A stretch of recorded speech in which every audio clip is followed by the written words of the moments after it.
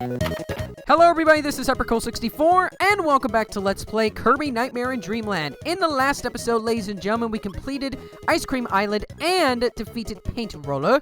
And in this episode, ladies and gentlemen, we are going to start out in Level 3, Butter Building. And this is actually the first level where we're actually going to be encountering some secret switches. So for those of you who are 100%ing the game, you might want to pay attention to this particular episode or the next episodes from here on out, because we're going to be finding some secret switches. So without further ado, I'm going to fly up. Let's get into it.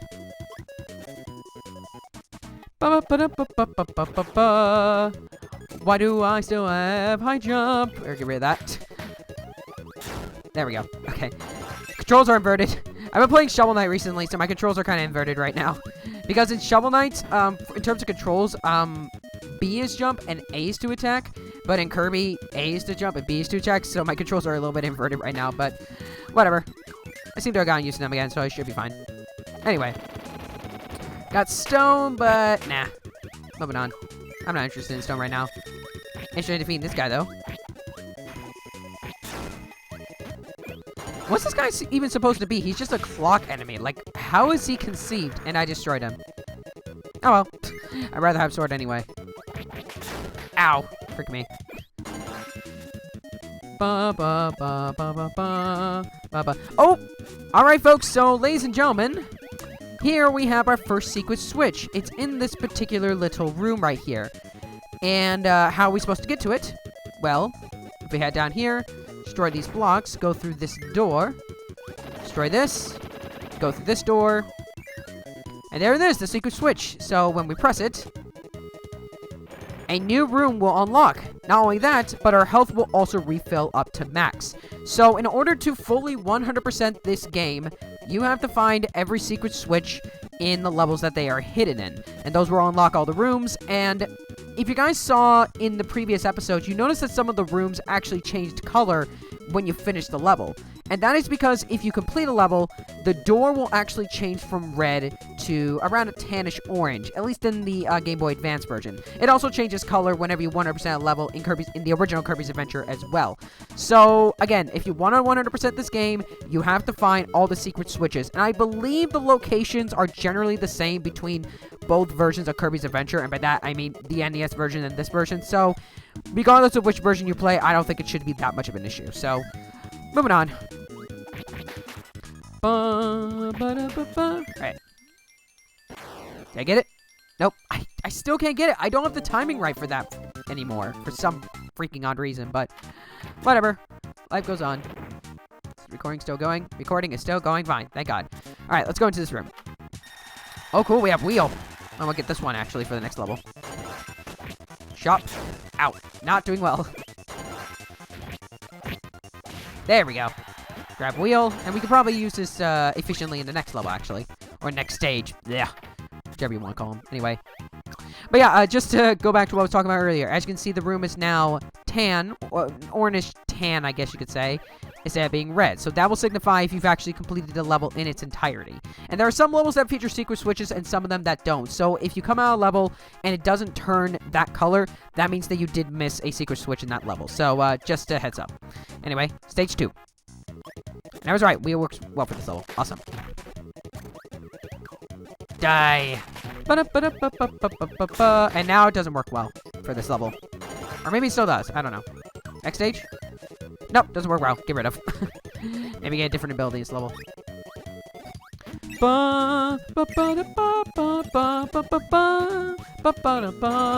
know, not this power. I prefer... Get out of the way, stupid star. Yeah, one of the annoying things, because as you guys... I don't think I've actually talked about this yet, but... With copy abilities being added into this game, if you press the select button, then you can actually get rid of your power. Here's one thing to keep in mind, though. If you do suck up the star again that contains the power you previously had, and a new enemy, you will still get your previous copy ability back. So be careful when you're trying to suck up a new enemy, and make sure you're as far away from the star that pops out as possible. And that's the star I mean, by the way, just for record. Anyway, moving on. We got stone. It's almost like this game wants me to get stone, except I don't. Because stone doesn't really work well for this level. Get rid of you. Or maybe... Ah, shoot. Just for the record, one thing I should also explain. If you suck up 2 enemies that have power-ups at the same time, then you will activate a randomizer that gives you a random power-up. So if you press the A button, I believe, you'll get a random power-up. So just something to keep in mind for later. Oh, awesome. Looks like we have another mini-boss. And it is Wheel again. So we're going to get Wheel back after just getting rid of it. Come on. Next, pay attention to the actual level. Because the interesting thing, like, the weird thing about my recording setup is that I'm paying attention to both my computer screen and my gamepad, because I play the game off my gamepad. And when I'm switching between, like, different screens, it kind of throws me off a bit in terms of my gameplay, which isn't really that much of an issue, and I don't think will be that much of an issue, but, again, I say that, and I got hit. Thanks. Good job, me. Anyway, moving on. Look, Ma! No hands! Okay, now bounce against that wall. Good job, me. Anyway. Oh, power-up gum. The one thing I will say about the power-ups in this game is that there are a lot of instances where you'll want to use a power-up for one particular room, and then you'll just want to get rid of it right after. I guess it's a way to keep the variety going in terms of power-ups. But anyway, speaking of power-ups, new power-up, we have Ice. Very similar to Freeze, but used in a slightly different way. First I'll freeze them, then I'll kick them along. Brr. So again, very similar to Freeze, except it acts like fire. And that's pretty much it. So, and there's a little bit of a thing here. What you want to do is do a slide, get the item, and then just quickly float up so you don't fall into the bottomless pit. Grab that, because I am very low on health. Moving on. Ooh, we got this enemy now. I actually forgot what this enemy is called, but he sort of got a little size upgrade from Kirby Superstar, that's for sure, which we haven't played yet, but we'll see. I'll probably talk about that when we get to Superstar. But just one thing to keep in mind, I talked earlier about how this game is sort of based off the style of the anime Kirby Right Back At Ya. That also goes for the character sizes. Like, when we get to King Dedede later, he's literally a behemoth compared to Kirby. I'm not even joking. And this guy's a behemoth next to Kirby. Like, good lord. Like, 4 times Kirby's size. But anyway. And he's a lot... And just keep in mind, he's a lot smaller in the NES version. Just to keep that in mind. Anyway. There we go. Alright. And another new power-up. Power-ups galore. This is Backdrop. Woo-ha! Once I grab a foe, throw him with the control pad. So this is an ability that kind of has its own moves. I mean, no matter which direction you pull off, it will defeat the enemy regardless, but depending on which direction you press, depends on what kind of attack you do. So I guess this is another type of ability that features multiple different attacks. For example, this attack. And then you have this attack. And then that attack. So if you use it in the air, then you'll just throw them on the ground automatically. Like that. Ha! Suplex! Amazing. I believe this power-up turns into... That's actually interesting. I think this power-up actually turns into the suplex power-up in future games, or no. Does it? Oh, I completely forgot. I know a lot of these abilities tend to combine with other abilities in future Kirby games, like, for instance, Kirby Superstar, but I can't remember what Backdrop combines into. Oh, well, maybe I'll remember later. Anyway, bonus game. I think it was Suplex. I think that's maybe what the ability was called. Yeah, it was Suplex. I think that's what it was, actually. I think it's Suplex from Kirby Superstar. Anyway, moving on. So we got more power-ups. I'm getting low on health, so I might want to be careful here because I only have 2 points of health. Yeah, again, I think I mentioned this. I don't know if I mentioned this in a previous episode, but the one thing about this game I will say is that I think regardless of which version you play, you're bound to get hit very, very easily. And I don't know why that is. It might be due to maybe just the fact that maybe it's just due to the fact that I'm reckless. But I do notice that I get hit a lot in this game. And I mean a lot. I mean, it's not enough to completely give me a game over nowadays. I mean, I could get plenty of 1-ups, but still. I do get hit a lot, so I don't know if I really consider that a detriment to the game because I can be a little reckless, but I don't know. You guys can maybe decide in the comments. Speaking of which, I have actually been looking at the comments, and it seems like you guys have been enjoying this project, so thank you very much. I really appreciate it, guys. I appreciate the feedback. Anyway, I believe this door? Yep, that's the goal. Alright. Go game. I accidentally pressed it. Good job, me. Again, if it wasn't obvious, I was playing this off the Wii U Virtual Console. Anyway. Alright, next level. And this level's actually... Or, not next level, next stage. Ugh. this particular level, that's what I'll call it, is actually quite long. There's actually a lot more stages in this level than the previous levels, so... Stages in this level than the yeah, that's what I meant to say. And the dog is barking in the background. Let's move on to the next level. Alright. Warp Star! My dog is barking in the background. Yay! Anyway, moving on. Alright, we got some more Meta Knights to fight. So, let's see what we can do with high jump, actually. Okay, that does pretty well. Alright. If you're at real close range, you can defeat enemies on the ground, but generally, it's not really that effective. As you can see, I already got hit again. But if you time it right, you can hit enemies on the ground. You just have to be, like, really close to them. Anyway, alright. Go up. Die. Does one hit KO these enemies, so I guess that's very helpful.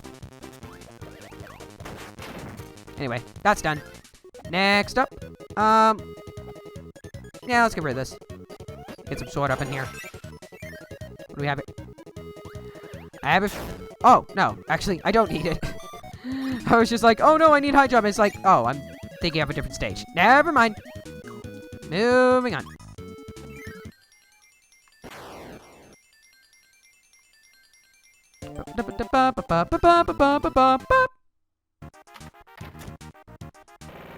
Alright. Oh, we got a new minigame on our hands, so why don't we go ahead and show it off? I believe this is a returning minigame from Kirby's Adventure. Yeah, or this is in the original Kirby's Adventure. This is Quick Draw. When you see the exclamation point, quickly press the A button. This is level 1. Basically, you have to... If you don't press the A button quick enough, then the other enemy will defeat you. I believe this is also a multiplayer game. Or, yeah, it is a multiplayer game in this version. But anyway, level 1. Let's do it. Alright, so I gotta really focus on this one. So yeah, you have to have quick reaction times in order to defeat all these enemies. And spoiler alert, I've actually never been able to get through this minigame fully on level 1. It's pretty difficult. You have to have, like, godlike reflexes in order to defeat this thing. I do manage to get pretty far, though. I got 17. I got 15, 16, 17. Alright. So King DDD. I gotta focus. Alright, still did it. Alright, this is the one that always gets me. Let's see if I can do it. Ready? Nope! I barely. It's just... My fastest time is 15, and Meta Knight's fastest time is 14. I barely fail that. But I do manage to get a 1-up, so that's pretty good. I believe if you beat all the enemies, you get 3 1-ups. So, there you go. So that's done. Next stage. Oh,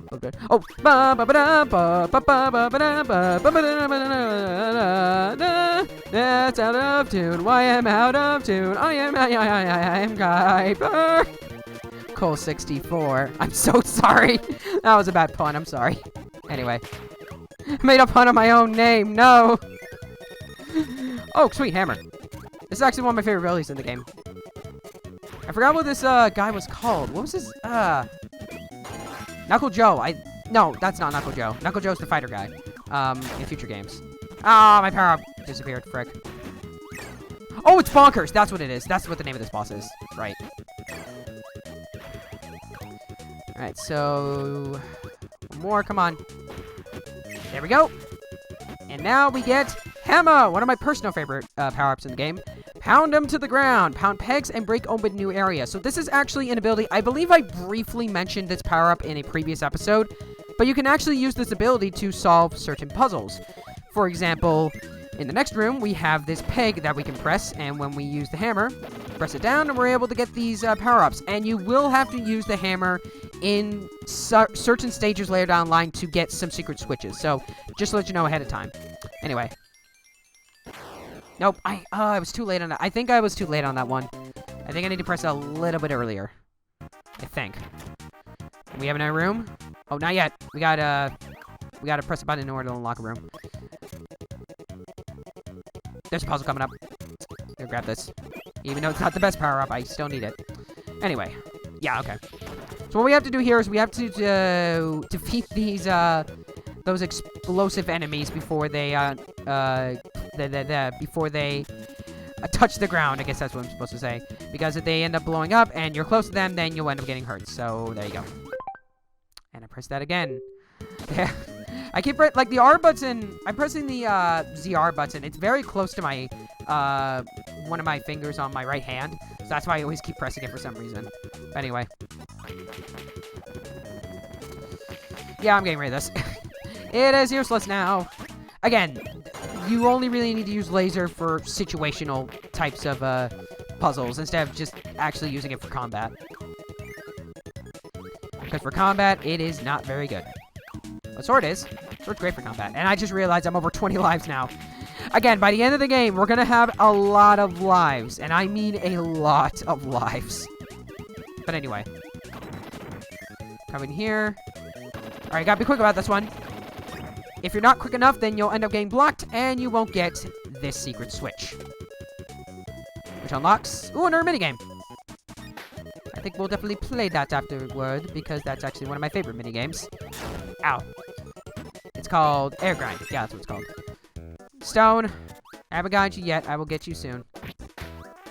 Anyway. Oh, right. This area. Okay, so this is a very, very dark room. And we're actually going to be encountering an ability that really only works for rooms like this. It's another situational ability that is even more situational than laser, if you can really believe it. Light. Brighten those dark corners can only be used once. So again, very situational, and they can only be used for dark rooms. So again, press the B button, and the room lights up. And that's pretty much it. That is the only use for that power-up, which kind of begs the question why that power-up is even there in the first place. Although then again, I guess it's supposed to be so you can spot certain secret areas. So, although it does kind of also feel like, oh, okay, let's see what power-up we get. Oh no, it's sleep! I was hoping not to get this. Do not disturb, I need my beauty rest. You can't do anything while you're in this state. You have to wait until Kirby wakes up.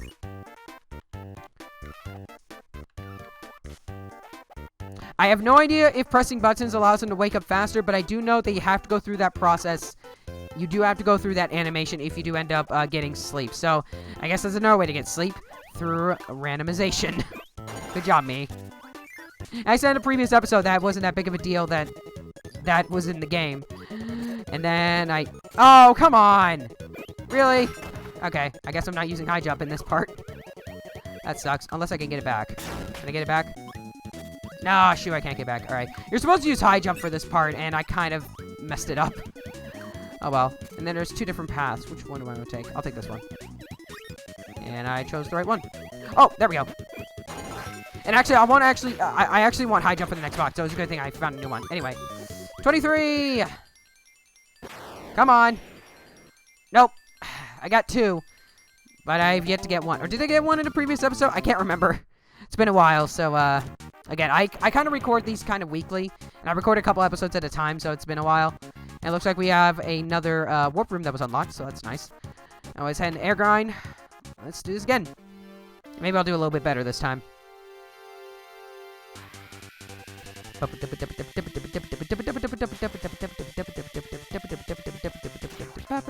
I'm not doing well.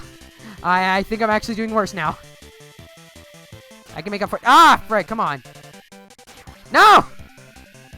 Don't tell me I'm gonna mess this up. Not on level. Oh, no.